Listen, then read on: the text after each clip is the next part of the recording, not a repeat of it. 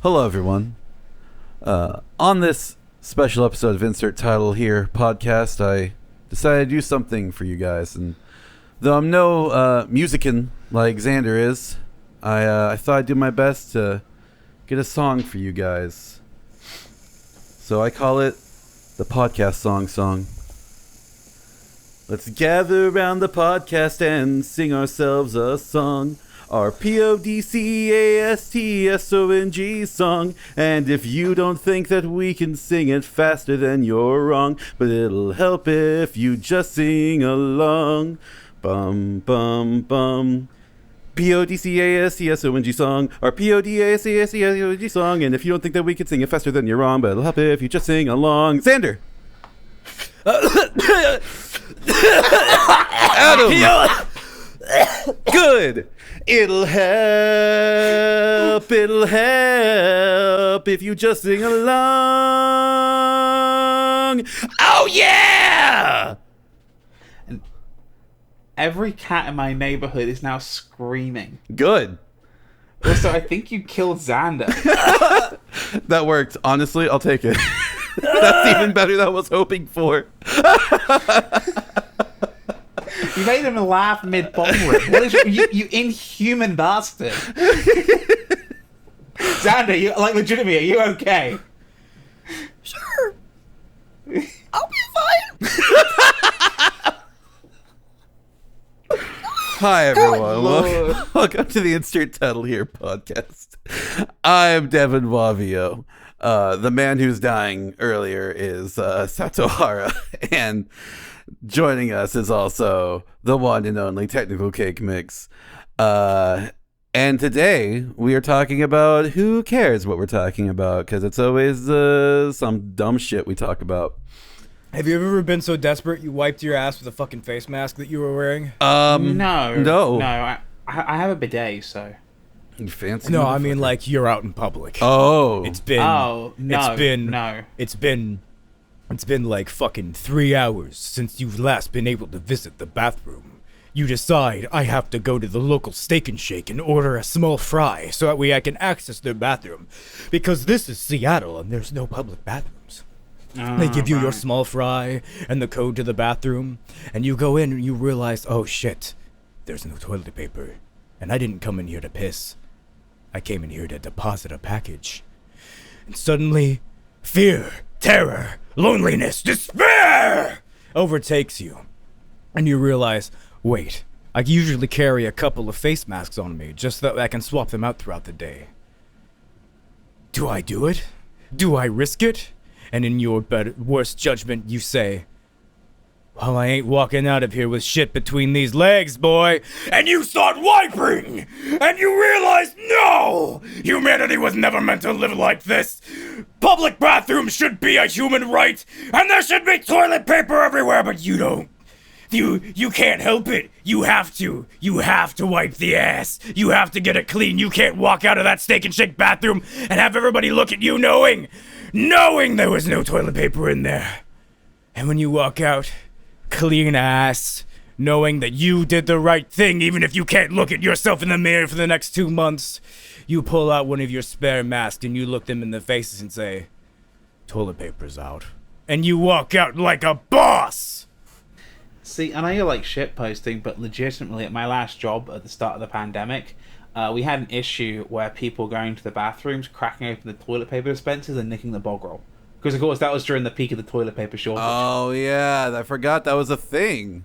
Like, we legitimately had to, like, get... So, you should probably see them in public stores, those big plastics, right? We legit had to get a lock on all of them. And then people were still breaking open the actual toilet paper thing to get the rolls out, yeah. It was rough. And I don't work there anymore, so thank God. You know what else is rough? Your ass? One-ply toilet paper? A dog. Rough.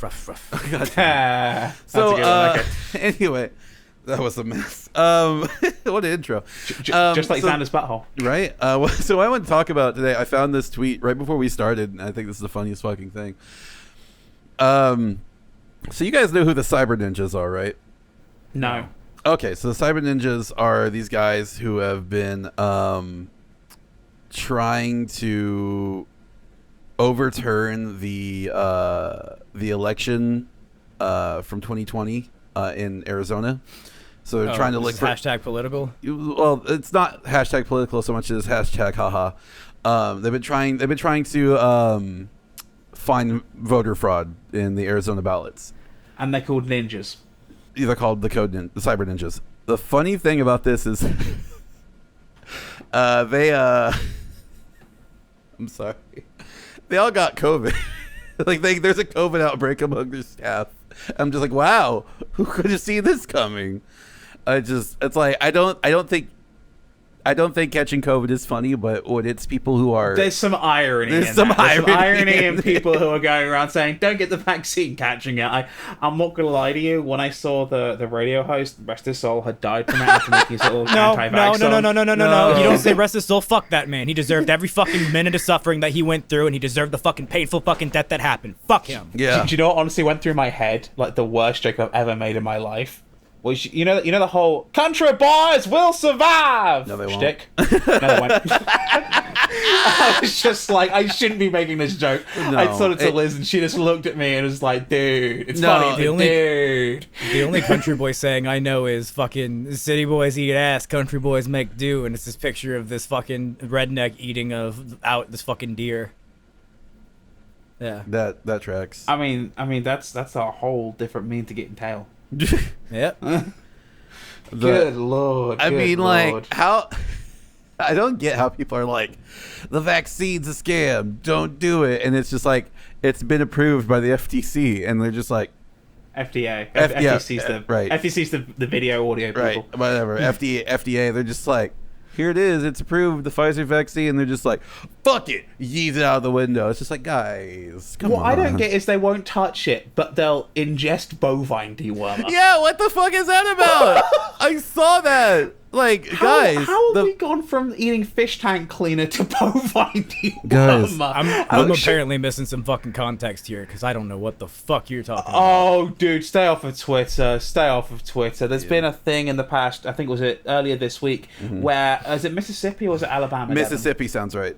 Mississippi or Alabama, one of the two. MISSI. They had to put out a warning, right, on all official channels, because so many people had gone to poison control because they had been ingesting bovine dewormer, because somebody in like the Q right-wing nutjob circles started spreading it around as a easier alternative than the vaccine, as a way to cure and potentially something. Is that why the FDA tweeted "You're not a cow"? Yes. Oh my fucking god. I come onto this show every single fucking day thinking I'm the most insane motherfucker on this world. And then every single fucking time I'm proven wrong. Like they're ingesting fucking cow wormer. They really are. Like, dude, the shot's free. Bovine dewormer's expensive too. Apparently it's like $1,000 a vial. And yet... I know. It's honestly, it's the funniest thing. It's so funny. It's like, it shouldn't be funny, but it is. It shouldn't be funny, but you're right. It's totally funny just because this is like beyond gallows humor at this point. This is beyond Darwin humor. This is just like... How if you don't laugh at it, how would you even comprehend it levels of humor? There you go. Like I'm doing, sighing. Like, oh looking my at my phone god. in disappointment, scrolling through Twitter, seeing Hideo Kojima retweet a bunch of stuff and thinking, man, I wish my life was all about this handsome fucking Hideo Kojima man just popping up on my goddamn phone. Kiss me, How Hideo old is he Kojima. now? Mwah, mwah, mwah, mwah. How old is he now? I don't care. 52? I think he's older than that, surely. Is He was in his 40s when he was making Metal Gear 2. No, he was born in 1963. So he's almost 60. He's 58. 58. He's still hot. Is it his birthday today? Oh shit! It is his birthday today. Well, happy birthday, Hideo Kojima. Thank you for giving me Metal Gear Solid 5: The Phantom Pain. I thoroughly enjoyed that one. Yeah, thanks for everything. Death Stranding's super good. I liked it. I already showed for it on a previous episode, though. So Hey, Kojima. Thanks for Metal Gear Solid 4. I really enjoyed that one, and 5. And I know you didn't really work on it, but I really liked Metal Gear Rising. So It's there. He helped supervise it. He gave him the basic outline and shit, you know? Yeah. It counts. Yeah. Speaking of that, I still can't believe people want a Metal Gear Solid 1 remake. Like, do they really want this Konami without Kojima to do that? Because, 1, a Metal Gear Solid 1 remake already exists. 2, Kojima supervised it. And 3, so did Shigeru Miyamoto. And 4, it was kind of crap. Like, it wasn't bad, but it was just kind of crap. Wait, it was bad? I never played it. I've never played the remake of 1. So, Twin Snakes, as you know, on GameCube, it's not okay. Calling it crap is kind of an overstatement. The problem is that it's basically just a 1-for-1 remake of the first game, warts and all, with the Metal Gear Solid 2 first-person camera. But so it breaks a lot of the mechanics of the game because of that ability, and just some of the script changes and stuff that they made are arbitrary, and just as a Metal Gear Solid hipster annoys me. And that's with Kojima, like, basically telling Silicon Knights what to do, with Shigeru Miyamoto also there kind of co-coaching and picking up the slack. Yeah, it's by no means a bad game. I think people realize that Miyamoto was involved in that one as well, but, like, it's got the original cast back. Actually, is it everyone but, like, 1 or 2 characters, the original cast as well? Like, David Hayter took a pay cut so he could get everyone back. Like, Cam Clark returned as Liquid and all that good stuff. Liquid! Sorry. Yeah.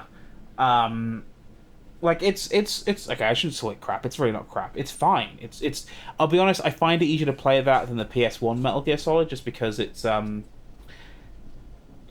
bit less tanky control-ish, a bit more fluid. The motion moves a bit better. It also looks a lot nicer. I'm not gonna lie, some of the voice acting changes, particularly the retakes, you know, you could tell they weren't on such a constricted budget. Devon's making a face. That's like you're just going back and forth. Like, oh, it's bad. Oh, actually, it's kind of good. No, this is kind of bad. No, this is good. Okay. My point is, it's troubled. Okay. It's troubled. Here and there. Yeah, it's here and there. You can play Metal Gear Solid 1 and you go, oh, okay, for its time, this is amazing. Playing it now, oh. I'm going to be honest with you guys. I've never played Metal Gear Solid 1. I've played Metal Gear for the NES, and that's not a good game. I've played Metal Gear Solid 2, and I got stuck after... I don't remember. I know I beat Fat Man and defused the bombs, and then I forgot what to do after that, and I got lost. I played some of 3. I started it. I like it. I need to go back to it eventually. I beat 4, and I beat 5. Fair enough. Yeah. The first Metal Gear I ever played was Hot Coldman. And he literally fucking grabbed me by the throat and pulled me through my PSP. And for 3 straight fucking years, I was trapped inside Metal Gear Solid Portable Ops. And fucking Hot Coldman held me hostage. And I had to fucking fight my way out of that goddamn base. I love that his name is Hot Coldman. Yeah, his name's literally Hot Coldman. And eventually, Hot Coldman was like, all right, well, I'm going to win. And I was like, I can't jerk off in this universe. I got to go back. And eventually I had to kill him. And I got out. Yeah, and ever since then, man, I've just had fucking shell shock. I should play some of the portable games on the channel, actually. That'd be a good video idea, actually. Amazing. I like Pacific Rim. No. Amazing. It's a fucking Peace Walker. I don't know why the fuck I just called it Pacific Rim. Amazing. I have that. I have the HD version of that because I have the 360 disc where it's 2, 3, and Peace Walker. I have the digital version on my PS3, but I need to log into my PS3, and I can't do that with 2-factor authentication on for some fucking stupid reason. I mean, you could always, you know, jailbreak it. Oh, yeah, I could, but... I'm tempted to do it. I am too. I give my wife, not for honor, but for juice. What kind of juice? Orange, apple, cranberry? Orange. butt juice. Oh. I mean, is butt juice nutritious and part of a balanced breakfast? In my time, there be nobody else. Okay, I'm sorry, I'm done.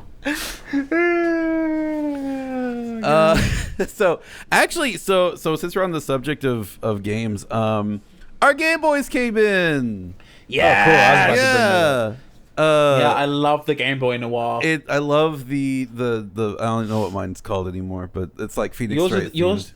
Yours is the Great Game Boy of Justice. The Great Game Boy of Justice, yes. I love it. Oh, Xander made the new one. He's holding the Clear Boy Advance. The Clear Boy Advance. We're all holding our Game Boys. And we all have a different Pokemon game in them, too. We are massive fucking loser nerds. Oh, we're even more loser nerds when they realize what we're doing I'm doing in this game and you guys are doing in other games. Yeah. Yeah. We are all soft resetting for a different shiny. Yeah. Hopefully by the time this podcast goes live, I'll have finally caught shiny Ho-Oh. Bro, I even replaced the speaker with the fucking clear speaker. It looks amazing. It's like, what the fuck? Amazing. I've actually had a lot of people asking specifically if you are doing commissions. I'm just like, he told me it's like $300 if you want one. So I'm like, you gotta talk to him about that. I don't even know. See, we get. Yeah, I don't think it would actually be $300. That was kind of my. I am dissuaded from doing this kind of thing. Well, I mean, it'd be interesting, way to make money though. Yeah, and I got the friend discount. Straight up, I just sent Xander the parts and the donor Game Boy, and he went, "I also got the friend discount, but it's also I drove him out to Seattle, and yeah, it's a fair trade. That's a fair trade. Washington. Technically, he didn't pay for it, but it was his birthday/wedding gift. Yeah. Which I'm happy it's in my hands. I love it. Okay. All right. Where was I? So speaking of wedding gifts, I love that it's kind of all around Game Boys for you too. Because I did the super secret project about a year and a half ago when I did Pokemon Gold on the channel, which Devon has been bothering me to do for how long? A long time. Well, you did Red.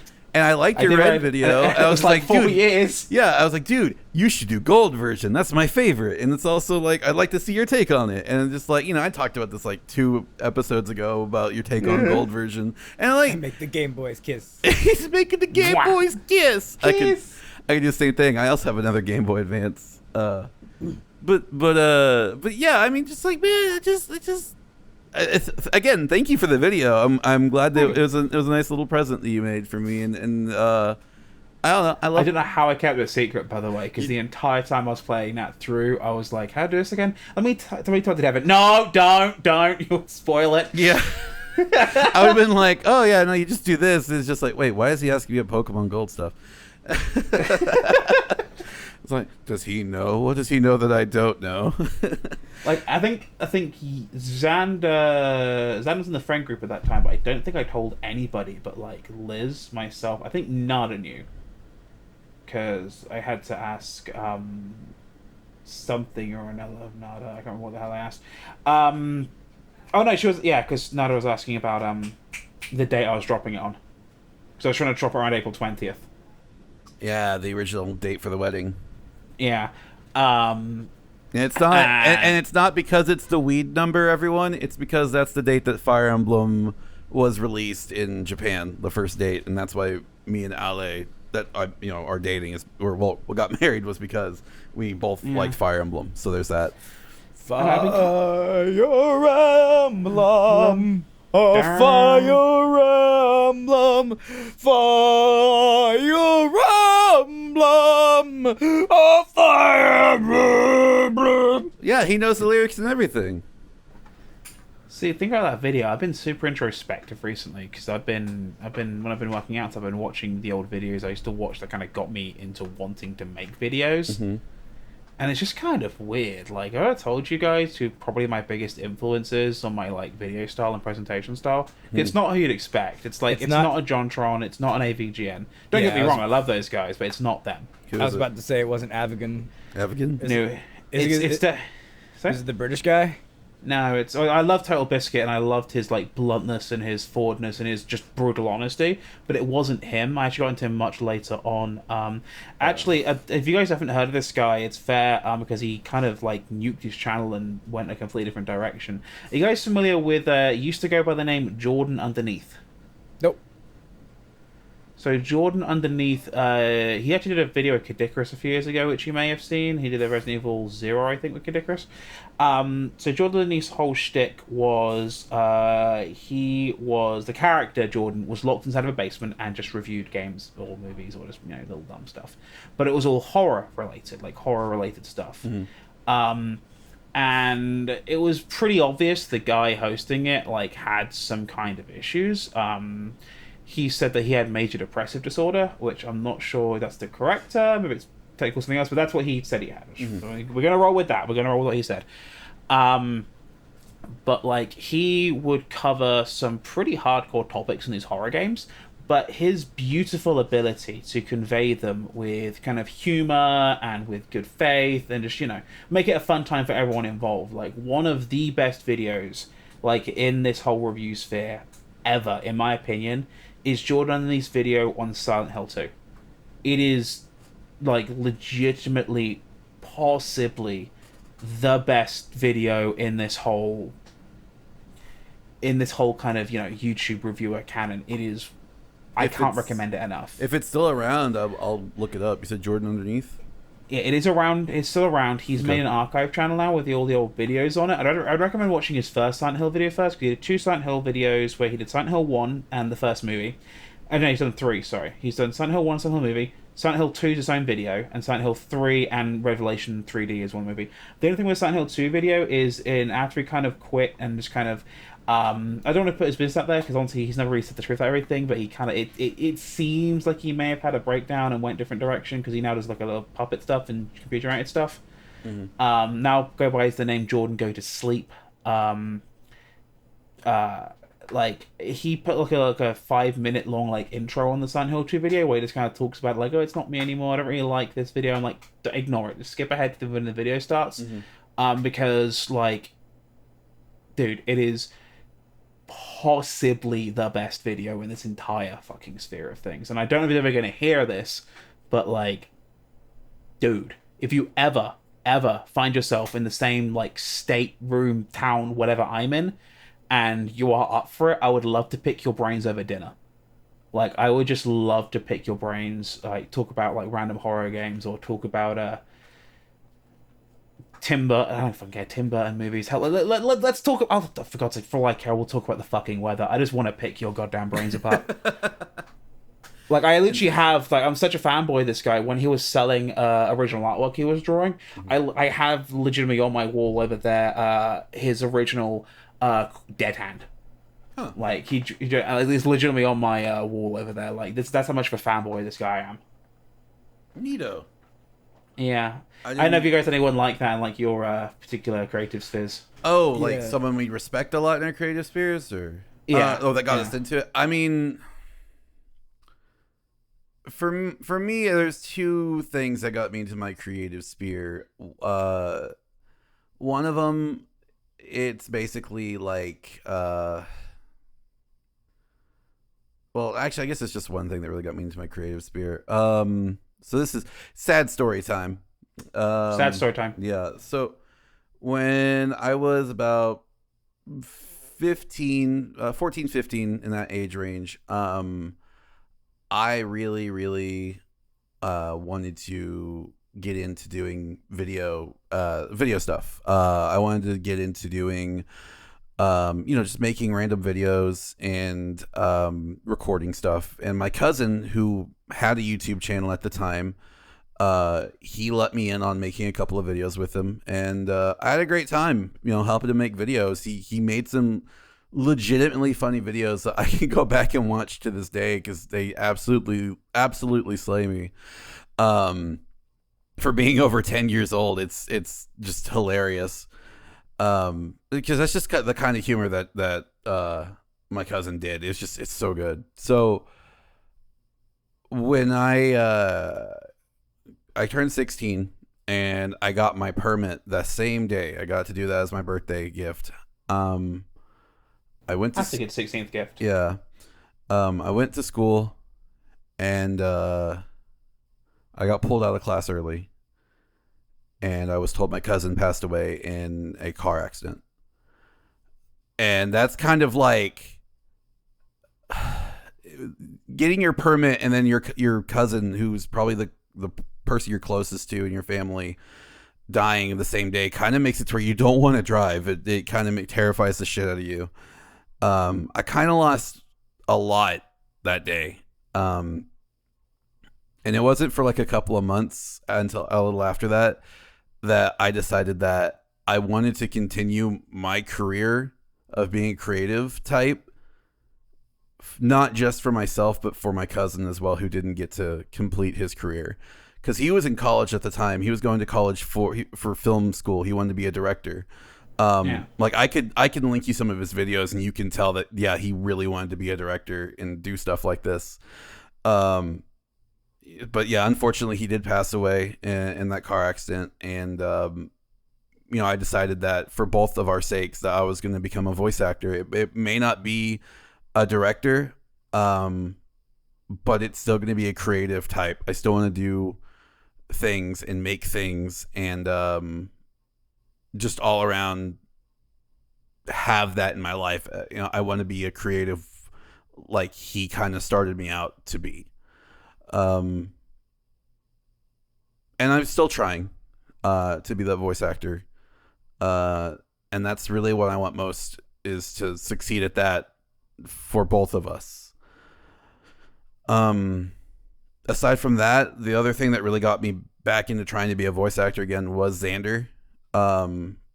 Because he knew a lot more about audio than I did on such a technical level that I really kind of flocked to him and his know-how, and he really helped me out a lot with doing all of that.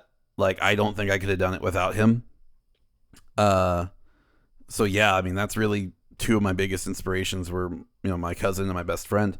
But aside from people who I know on a personal level, who I really respect as voice actors, who got me into doing voiceover stuff, definitely Kyle Hebert. Ryu, right? Yeah, he's the voice actor for Ryu, Gohan, Kamina, a lot of different characters. Those are the three I usually think of, though. He, when I was working at Walmart, one of my coworkers who became a good friend of mine, she's like, so you want to be a voice actor? I'm like, yeah, I mean, I'm trying and stuff. I'm taking classes. She's like, I'm friends with a voice actor. I'm like, oh, really? Which one? She's like, yeah, Kyle Hebert. I'm like, what? What do you mean you're friends with Kyle Hebert? She's like, yeah, check it out. And she just like gets on the video call with him. And she's like, hey, Kyle, say hi to my friend Devon. He wants to be a voice actor like you. He's like, hi, Devon. I was just like, that's cool. Hi, Kyle. That's cool. Like, I was not prepared to talk to Kyle Hebert. I was like, he's such a cool dude. I've met him a couple of times in person, and he knows me actually. We don't talk like we're not like super tight or anything like that, but like, I know him, he knows me. Like, oh, hey, it's my friend, it's the friend of the Walmart dude. Yeah, girl, Walmart lady. Oh, okay. Yeah, but like, I was like, it was just so weird, like out of left field. It's like, oh shit. Like, and I went to a con where he was at, and I'm just like, yo, your friend says hi, by the way. He's like, oh, hey, how's she doing? I'm just like, oh, she's great. Like, I just shot the shit with Kyle Hebert out of nowhere. I was just like, fair enough. How did that happen? I don't even understand how the hell that happened. Like, that was so weird. Oh man, it also reminds me of so this isn't my story, this is my friend Schindler's story, but I'm going on another voice actor tangent. So there's a con in Oklahoma that Red Bard is actually making a video about, called the ZumiCon. I've heard the name a fair few times. It's not a good story. It's a fucking cursed con. No, the story is good, but the con is cursed as hell in its last few years. It's very cursed. Anyway, my friend went, and Johnny Young Bosch was there with his band I Shine, which is one of Ali's favorite bands. And he brought the movie, the Power Rangers movie, on VHS to get it signed by Johnny Young Bosch, who plays Adam Park, the Black Ranger. That's pretty cool. And Johnny he's like, holy shit. He's like, this is a VHS. You guys see this? He just like held up the VHS. He's like, look at this. He's like, when was the last time you saw one of these? And he passed it to the band, like, holy shit. Like, and he had like, and then like our friend had like a whole bunch of like old Power Ranger toys, like the Green Ranger, like the small Green Ranger from Turbo, or Zeo when he was the Zeo Ranger. They had the small like Black Ranger toy, and like he had him sign that stuff. I was just like, Johnny Young Bosch was like dumbfounded by VHS when he's been acting around the time VHS has been a thing. So, like, how do you think that made him super young during Power Rangers? Like, he was like early 20s, wasn't he? I think so. I'm not gonna say yes because I don't know his age, but it sounds about right. But yeah, so I thought that was just the funniest thing. But yeah, no, on the ZumiCon though, that's a story. I think, me and Red Bart are from the same state, but I think she knows a lot more about that con than I do. I know some things that happened. I'm friends with the people. Well, no, okay. I'm friends with people who are friends of the people that ruined that con. Like I have friends who know like the whole story. I was like, hey, if you need like some first person accounts, I can get them for you. Like I DM'd her like, hey, so like I know this and this and this. If you need more information, let me know and I can get it for you. Because I'm like you're doing. Knowing Kennedy in some of the conversations, she's randomly before like this is about a year and a half ago. No, a bit longer than that. She randomly messaged me on Facebook one day and she's just talking to me about random medieval history. And I'm like, what? Yeah, knowing her, she probably went, ooh! Probably went all over the place. Yeah, we talked about, like, some other stuff that happened. Like she and I are both friends with some people who were part of this improv group called Take One Improv. And I know some of the cursed knowledge behind them. Like how they got banned one year. And she's like, wait, they got banned one year? I'm like, yeah, they got banned one year for doing this thing. Like they got everybody to chase this Naruto cosplayer when they left the room that they were in when they were finished performing, and the guy hurt himself and they got banned for like 2 years, I think, for it. I was just like, that's funny. Oh, dude. No one expected that. But she's like, oh my God, how do you know that? I'm like, because I auditioned to be a part of the group. I know things. I am aware of things, Kennedy. I know. To be fair, Oklahoma, from my understanding of it, is a great big patch of nothing where everyone seems to know everybody. Yeah, pretty much. It wouldn't Somehow shock me I didn't if, fucking know everybody. Well, you also you lived in that patch of nowhere where you didn't do anything too. You're also like not originally from Oklahoma. I think you got to be born in Oklahoma to have like the grapevine power. Yeah, probably. I had no family out there either. I did, and they all moved, and then I moved, and I'm much better off. Xander, who would you say is probably like your biggest like influences on your stuff? Yeah. I mean, I think he talks about them all the time. This is the Nintendo GameCube, or as I call it, the Nintendo Shit Cube, because it's a big piece of shit. That guy. That's my biggest fucking influence in life, dude. Whatever happened to that guy? I hope he's living a fucking grand-ass life. He's doing better than Gamer Dude. Gamer Dude? You don't remember Gamer Dude? The one who would constantly antagonize AVGN and call him out to the point that fucking AVGN at a panel literally was like, yeah, I've heard of him. What the fuck is wrong with him?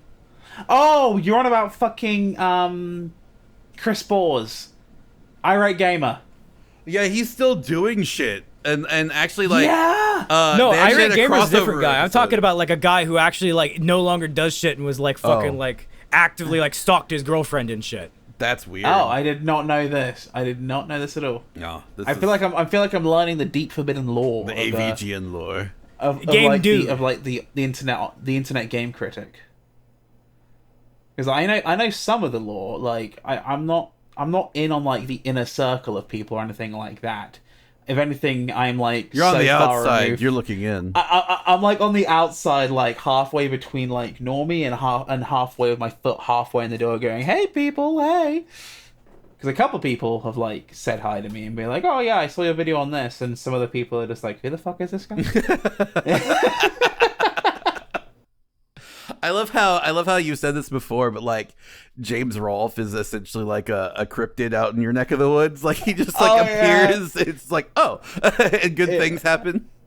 For anyone who may have missed on previous podcast, I used to live in the same area as James Rolfe, and every now and then you just see him out and about, and it was so surreal because he's just the normal dude trying to live his life, and it's just like, I know him. I know that. You'd see him out with his wife and just at the time one kid. I don't live near him anymore. I've moved about 70 odd miles away from that area, but it was so bizarre. Like I'd see him at red lights and stuff. Like I saw him the day I got married. He take a look at the window, like it's him. It's the guy who takes us back to the past. Yeah, I look over with I nudge Liz. I'm like, look, in the car next to us. He's just there with his wife, and he's just like. Like waiting at a red light going, come on. That reminds me when I accidentally stalked Pro Jared at Akon. Oh yeah, I remember that. So like fucking, the time I met him. I had and still have no idea what the fuck the word mezzanine means. If you tell me to go to the mezzanine, I'm not gonna be able to fucking identify the mezzanine. Tell me where the fuck in the building I need to go. Don't call it the mezzanine. I don't give a fuck if it's labeled the mezzanine. I don't know what a mezzanine is. I'm not finding a mezzanine. Anyway, our friend Schindler, who previously had the fucking, I don't give a fuck how it's pronounced, who previously Devon just talked about, took me to Texas for a con. It was essentially my first actual con at that point, because I did go to, was it Izumi Con that I went to? You went to Izumi with me. Yeah, you've gone to Izumi with me. And that one was just another utter mess. Yeah, and I was sick the whole time, so it really wasn't that great. God, I can't believe I've been to Izumi-Con. The entire time you're talking about the Izumi-Con story, I'm like, I don't think that's the one I've been to. No, dumbass, that was the one you went to. But A-Con was essentially the first big one. And they fucked me repeatedly. I got double charged $80 goddamn each time and had no money for the entirety of the trip and had to rely on Schindler to feed me. I then was also like addicted to cigarettes at the time and had no money to buy cigarettes and nobody to bum them off because a bunch of anime nerds apparently don't fucking smoke cigarettes, and that surprised me. And then fucking, it was just this fucking nightmare of a fucking experience. I'm trying to fucking find Schindler. My phone's dying, and I don't have cell phone service because I can't afford it at this point in time because I make $100 every 2 weeks. At the job I fucking work at a convenience store making $7.25 an hour in Oklahoma because it's the worst fucking state you can live in, and fuck anybody who says $7.25 is a fucking enough to live off of. Literally go fuck yourself. Literally go into a hole. Literally go fucking do a thing that I can't probably tell you to do, but you know what the fuck I'm implying. I'm fucking, God, shit pisses me off. But fucking like, I'm trying to figure out where the fuck Schindler's trying to get me to go. He's like, go to the mezzanine. I'm like, where the fuck is the mezzanine? What floor is that on? What is that near? Is it near, tell me the building it's near, all this shit. And he's like, I don't, just go to the mezzanine. I'm like, I don't fucking know where the mezzanine is. And eventually I see Pro Jared. And I'm like, I know that man. I know that man. What is his name? And I couldn't remember it for a bit. And so I'm sitting there like, I'm lost. My phone's about to die. I can't look up who this guy is. It's Pro Jared! And I'm like, okay, yeah, that's who it is. So then, Schindler's telling me to go the exact same direction that Pro Jared is going. A man I just stared at for 3 straight minutes. So now I'm going in the same direction he's walking with, whoever the fuck he's with. And fucking I'm like, alright, well this is weird. It's like I'm tracking a long neck in the middle of Land Before Time, and fucking Don Bluth is animating me with a lot of fucking anxiety or whatever. And I'm just like, I've had a cigarette in like 2 days, so I'm going for like full-blown fucking withdrawals and shit. I'm like, oh god, oh god, oh god. And Pro Jared like fucking turns around like he sees me. His eyes lock with mine, and I see like the fear of fucking God in his eyes, like, this dude's following me. I'm like, I'm not fucking following you! I didn't scream that, but my brain's like, my eyes go wide. I'm like, I'm not fucking following you! So I say very loudly, because I'm still on the phone with Schindler, it's like, I do not know where the mezzanine is. Here is my coordinates. Here is where I am located. You have familiarity with this hotel space that we are in, and I've never been to fucking Texas before. Fucking please, dear fucking God, come help me. And I can see the fear kind of leave Jared's eyes. He's like, all right, that man is freaking out about not knowing where he is. But then Schindler's like, just fucking go north. And I'm like, I won't know where the fuck north is. I am not. Schindler's in the military at this point. So he has a brain of his own. And it's a brain that does not necessarily make sense to one such as me. And I'm like, I do not understand where the fucking north is inside of a building. There's no fucking direction inside the thing that says north, and my phone is dying. I cannot check my GPS. I cannot check my GPS, Schindler. I cannot fucking check it. Please, dear God, just fucking come to me. I don't know where north is. And he goes, north is where. I'm like, oh my fucking God. And so I finally just start walking in the direction Pro Jared's walking in. He notices me walking again, and he very visibly starts walking faster. And I'm like, he thinks I'm stalking him! He thinks I'm stalking him! And I'm like, Schindler, I'm just going to the first floor. I'm just going to the first floor. I'm going to the entrance of the goddamn hotel. Come get me, or I'm going back to our room. I don't give a fuck which one it is. I'm not stalking this person anymore. And I said the word, I'm not stalking this person anymore out loud. And I'm like, and I like I bolted the fuck out of there. And then as I'm bolting away, guess what the fuck I see to the right of me? Pro Jared? I see the goddamn mezzanine!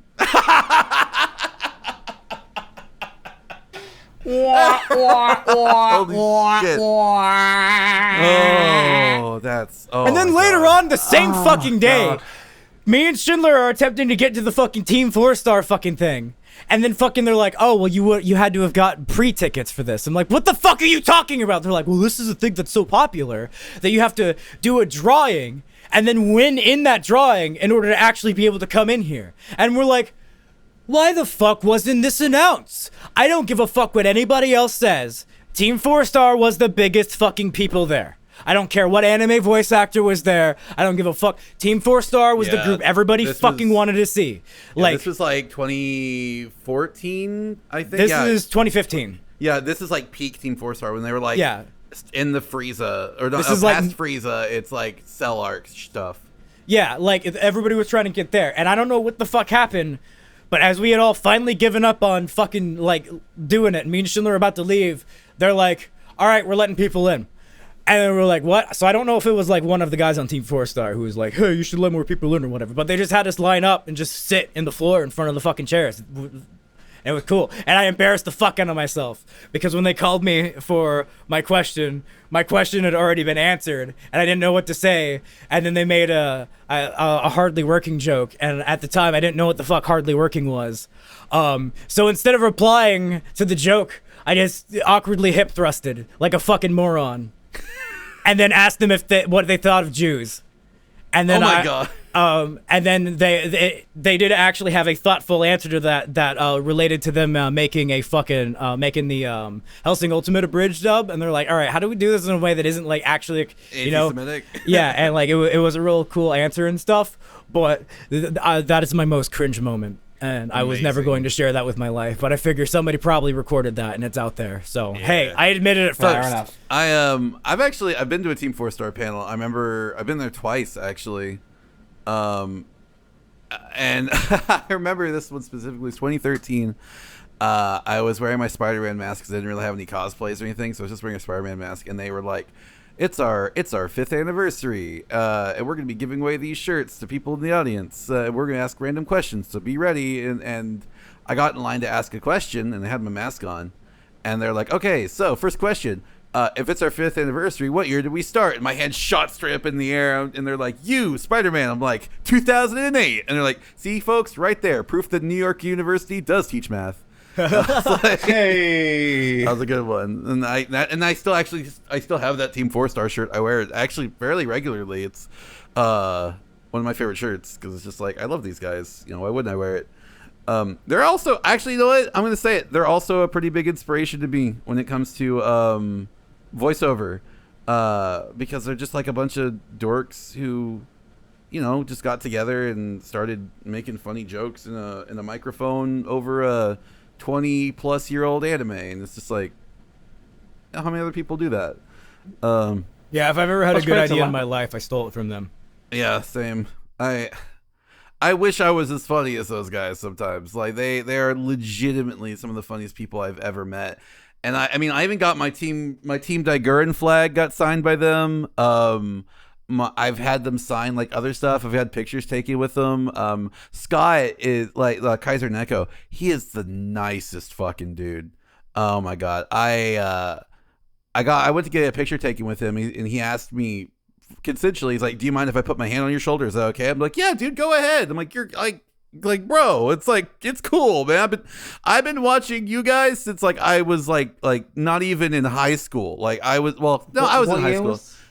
20 when they asked me to put my hand on the shoulder, or when I started? Yeah, when they asked for the hand on the shoulder. Oh, that was like 2018 at San Japan. 2018, 2019 San Japan.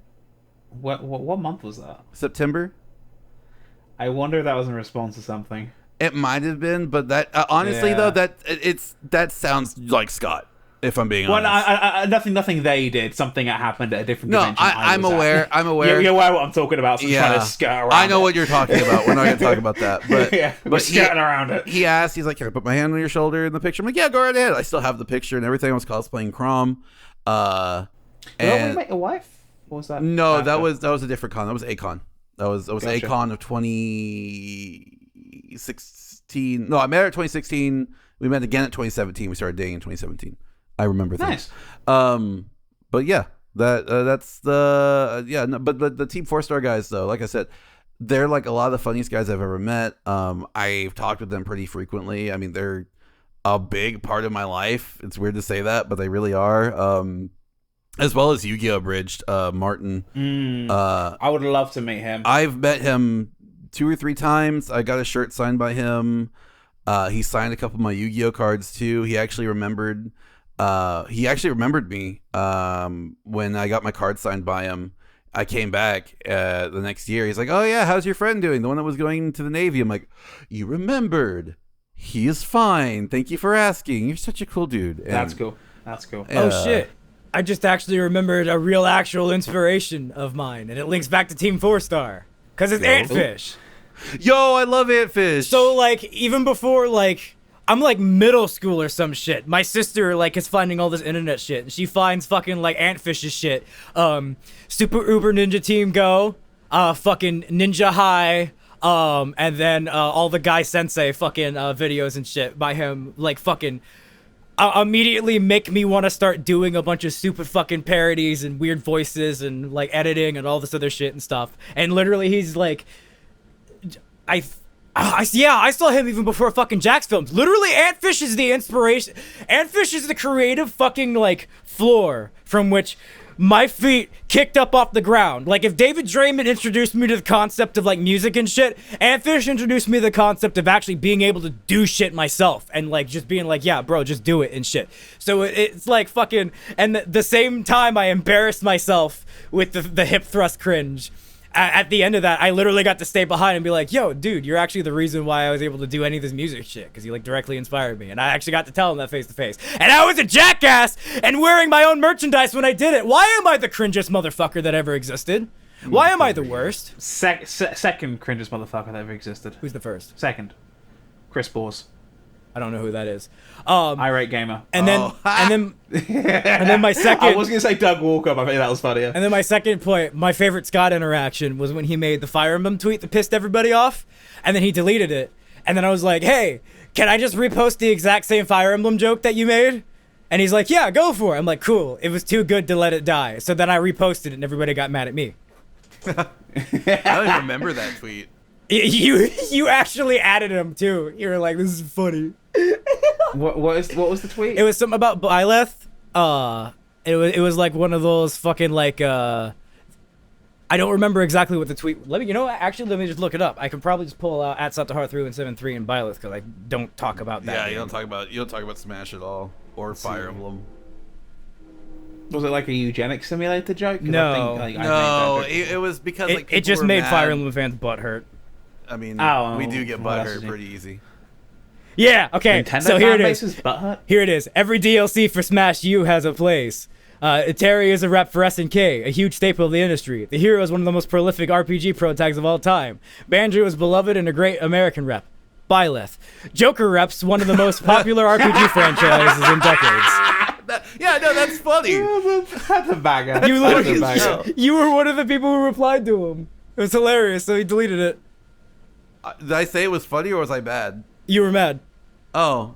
Yeah. I think in retrospect, I think it's pretty funny. Yeah. I understand why you were mad at the time, because everybody literally was like going in on the Byleth thing because it was just when they got announced and stuff. And it was the overused, the fire, more fire, more Thor fighter, more blah, blah, blah. And so I understand where the frustration comes from. Yeah. But now that we're past that era, That's fucking, funny. It's hilarious. That's why I Yeah. preserved it. I'm going to retweet Good. that, actually. Good, do it. I honestly, on the subject of Smash, it's funny. People are mad because it's like, oh, there's too many anime swordsmen, and I'm just like, they only make up like not even a fifth of the cast, and there's like 88 characters to play. If you're butt mad and you can't pick a character you like out of 88 characters, then play a different fucking game. That's what I'm doing, because the character I like that would make me fucking play the game is never going to be put in it. Who? Gino! I'm kidding! Fuck Gino! We store our hours in here. But yeah, Sora's never gonna be added to Smash either. Oh yeah. No, I'm just waiting for the inevitable butthurt, because like as much as I joke about the final character being Doomslayer, like as much as I would love that, and there's definitely a chance. I'm not gonna be screaming it's not. I just know no matter who they put in, there is going to be so much screeching on Twitter. It's going to give me life for like a week. Dude, they should put in the Death Sword from Zoids as the final character.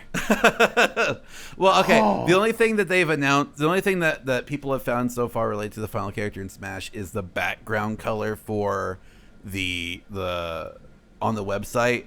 It's purple. So the character. It's a Gundam. It's a Gundam, dude. They're putting a Gundam in Smash. Gundam confirmed for Smash. It's the artist formerly known as Prince. It's Prince in his Purple Rain. Dude, no! It's even better! It's Prince piloting a Gundam called RSV-Purple Rain! No, it's called the robot formerly known as Gundam. The robot formerly known as Gundam! No! It's Evangelion Unit 1! Dude, they're adding Ava Unit 1 to Smash! Cause Evangelion 3.0 plus 1.0! And we brought it back, baby! I wanted to bring it up somehow! I wanted to bring up the greatest fucking Evangelion animated movie of all time! I wanted to bring up Anno's masterpiece! And here we are, organically here! It's a picture of a purple Smash fighter on the Smash website! And Shinji Ikari is gonna be confirmed for Smash as he pilots Ava 01! Oh yeah! I was making groaning noises the whole way through. Sorry about that. You had to like turn me down and edit. Hell yeah! Praise be to Akayano! Praise be! Go watch Devon just Evangelion said that. 3.0 plus 1.0 Thrice Upon a Time. The title doesn't make sense until you watch it, and then it does. I haven't watched the remake of the rebuild movies yet. I need to. Another all out. I'm just gonna smack it Yeah, out. now I that think. they're all out, movie 3 doesn't suck anymore. I mean, it still sucks from like a visual standpoint because it's like 10 years ago using old ass 3D techniques that sucked. But like it makes sense now. At the time, plot wise, it also sucked, but now it just visually sucks. Movie 2 is still one of my favorites of all time. It's been over a decade since I last watched the series, so I should probably just do the whole 9 yards. Just Rewatch get the myself back in series, the state. read the The only- manga, and then watch the rebuilds. The only Hideki Anno thing I think I've even had any remote like touching upon it was Shin Godzilla, right? Yeah, the best Yeah, Godzilla movie. Which I really liked. I really enjoyed. Like, okay, here's the thing. Like, so Xander had this big Godzilla phase like earlier in the year. I remember because me and him were talking about the Godzilla stuff on Dreamcast. And he got me to watch a lot of Godzilla films. So I think the ones I watched were Shin Gojira, Gojira versus Mothra. Which one? The original one or the? Oh no, wait, the second one. The second one. Heisei? The Heisei, Yeah, the Heisei. Heisei era one from Yeah. the late 80s. Yeah. The Masuda. Okay, this is That controversial, but the best era, yeah. Oh, and then did we watch anything else? I think we watched, or was it just those two? Did you guys watch Biolante as well? We did. Yeah, we went in order. Yes. The next one we were supposed to watch was versus Mechagodzilla. I still want to watch that. I still wanna watch downloaded it. The issue I had was the only thing I could find with the proper like subtitling on it was a goddamn Kiss anime rip, but I think I actually found that. So thanks for reminding me about that. We should watch that soon. We should watch that soon. I really enjoyed watching Godzilla because, like, here's the thing: like, I have an appreciation for Godzilla, but before a couple months ago, I had never really watched a Godzilla film. Aside Except from the terrible first American film and the Yes, okay aside second American film.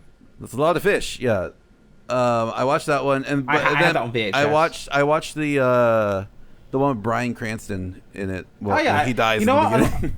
A lot of people get that film shit. I actually really like Legendary Godzilla films. I enjoyed think it. They're both pretty good. I think it was terrible. Okay. And then we watched Godzilla versus King Kong, which was I enjoyed a lot. Because We had a party for that one. yeah, dude, it was fucking. They did what I wanted. I didn't give a shit about the humans, and it was just a bunch of fucking monster fights. And you know what? That's what I signed up want. for. That's what I signed up for. I love That's what you it. sign up for. But yeah, no, I mean, I would really love to watch Godzilla versus Mechagodzilla because, like, I think Mechagodzilla is fucking cool as hell. Real quick on the fucking topic of the legendary Godzilla, that first film's all right. I like it enough. It established itself. Fucking, I heard horrible things about fucking just King of the Monsters, so I skipped it for a while. Saw Kong, or Godzilla versus Kong, and I was like, oh, this is pretty good. So went back, watched Skull Island to get idea for Kong. I was like, all right, that's all right. Tom Hiddleston can get it though. That's weird.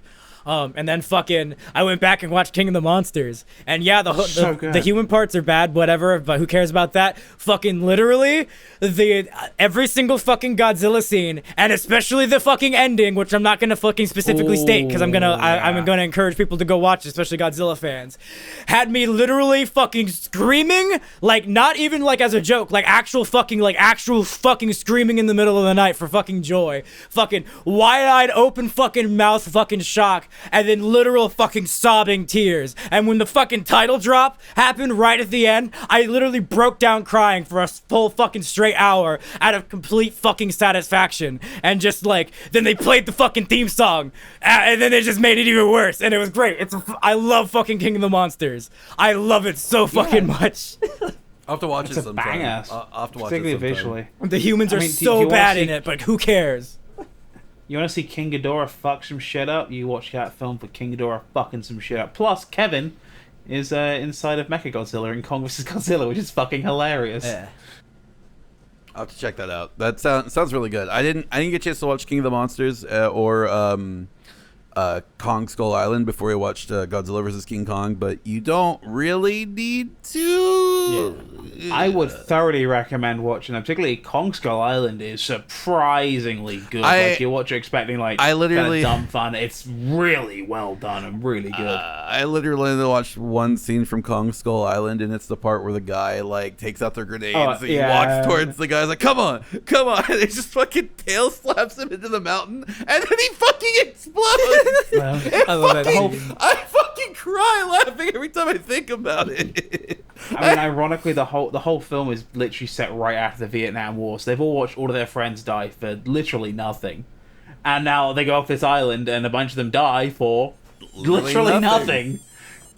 Like it's fucked up, but yeah, no, I know, but I've always had like this appreciation for Godzilla because I'm going back to AVG, and he did that video of the Godzilla games that sucked, and then he was talking about the really good ones on the Xbox. I had a friend who I don't talk to anymore because he's a piece of shit.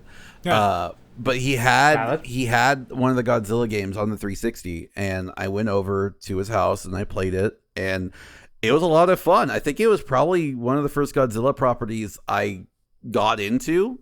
And I had a blast with it. Like it was so much fun just like charging up the laser and shooting at my opponent from across the map, and also destroying half the city. Like we literally, it's like, okay, before we fight, let's just destroy the shit out of the city. I'm like, yes, let's do that. And we just like ran around like swinging at each other and hitting the city. It was fun. It's dumb fun. And I think that's the point of Godzilla. Like, yeah, while some of the films can be really well written and be about like humanity having to deal with something greater than them and try to figure out how they can, defeat this thing, they can also just be really stupid fun. And I think that really shows just how, like, what's the word I'm looking for? How diverse Godzilla can be if you put the character in somebody else's hands. Sometimes it can be shit, like the early 2000s Godzilla that America did. If you put anything in Roland Emmerich's hands, it's always shit. Roland Emmerich's never made a good film. Fucking find the flaw in my argument. There is none. I don't even know any of his films. So. Didn't he do Independence Day? Didn't he also do the Day After Tomorrow? Didn't he also do the Day After Tomorrow? Yeah, Independence Day, Day After Tomorrow, 2012. Whoa, hold on. You're telling me he's the guy who got Randy Quaid to go into a spaceship and go, all right, you alien assholes, I'm back. Kaboom. Yep. Hey, what came first? Was it Independence Day or Star Fox 64? Probably Independence Day. Star Fox 64 is technically a remake of the SNES game. Right, but do you think Star Fox 64 stole that scene with the big alien ship where you have to shoot the shields down from Independence Day?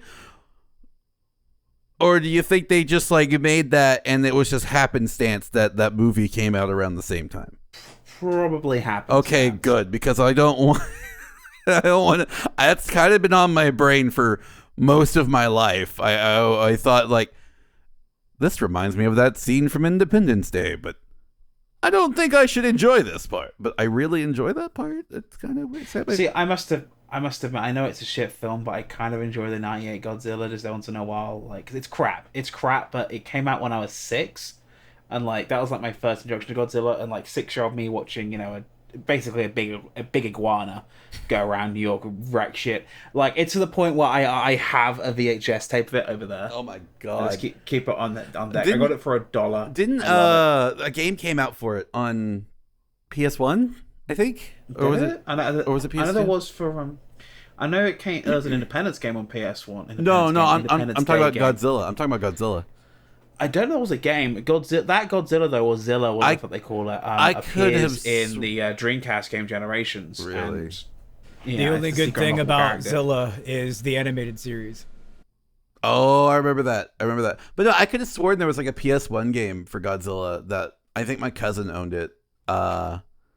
I don't remember anything about it though. I have no idea. Godzilla PS1. Yeah, Godzilla Trading Battle. Toho 6 months to create. It was only released in Japan though. Oh, okay. Then I must be thinking of something else because my brain, whenever I could have sworn there's one for Game Boy. I could have sworn there's a Godzilla game that came out and it was bad.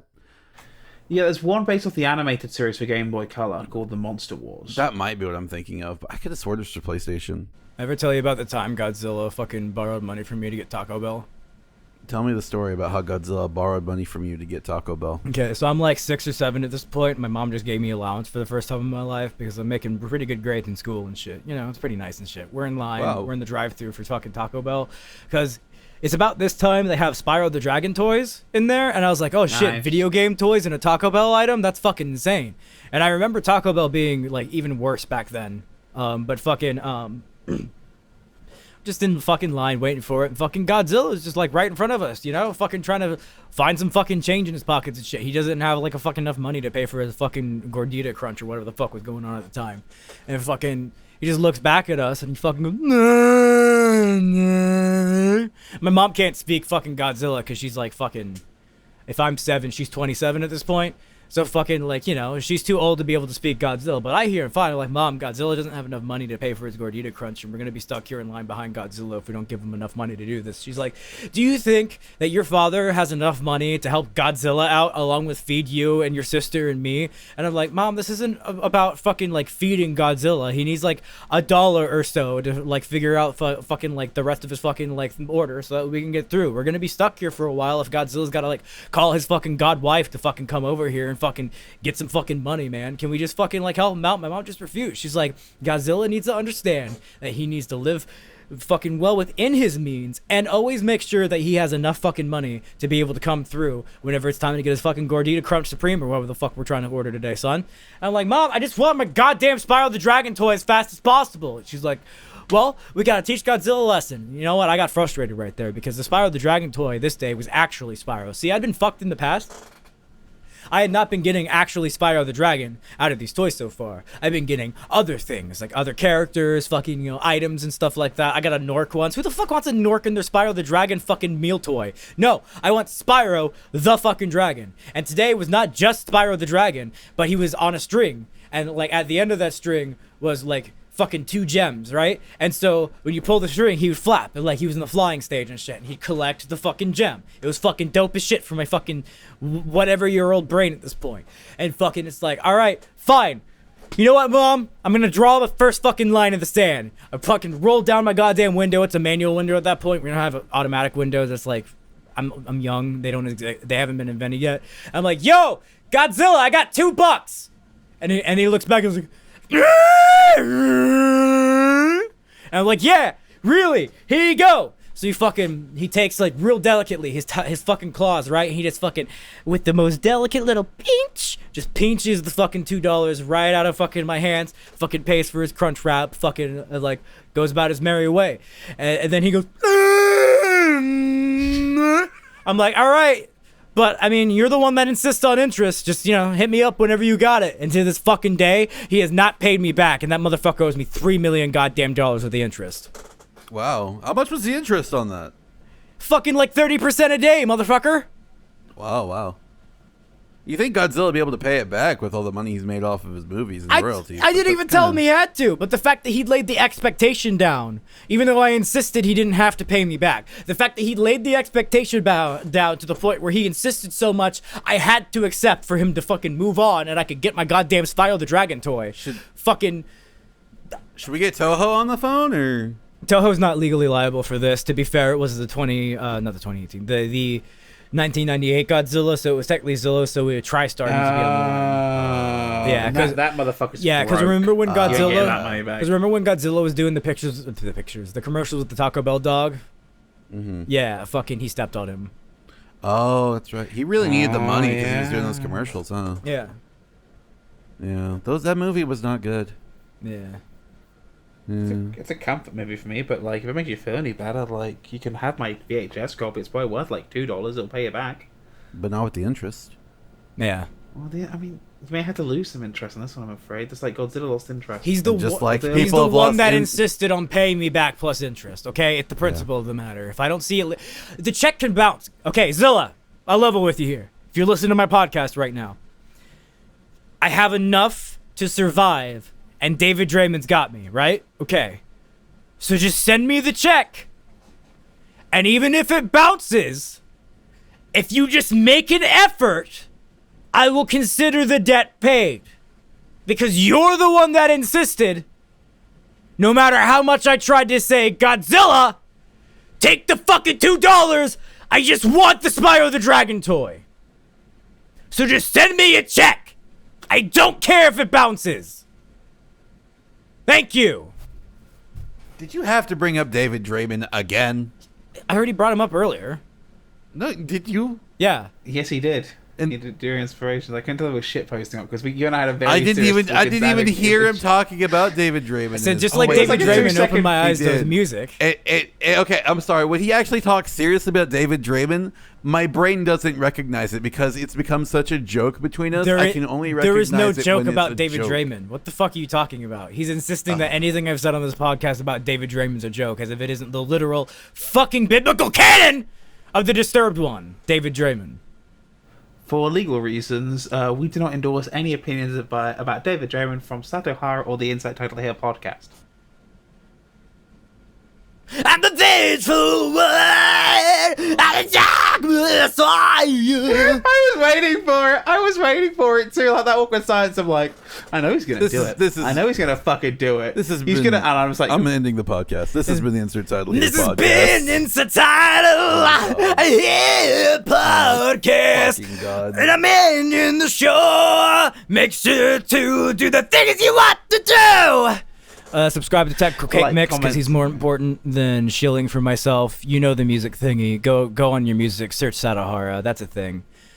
Devon's a guy. Scarlet Skyline with a banger. Go to twitch.tv/DevonVO and fucking subscribe to him because he gets money for that. I guess follow me on Twitch because I would like to be. I like money, but mostly stream my shit. Also, he's super close to being a Twitch affiliate, so you should probably go ahead and subscribe to him and let him do the thing. The podcast's over now. Bye.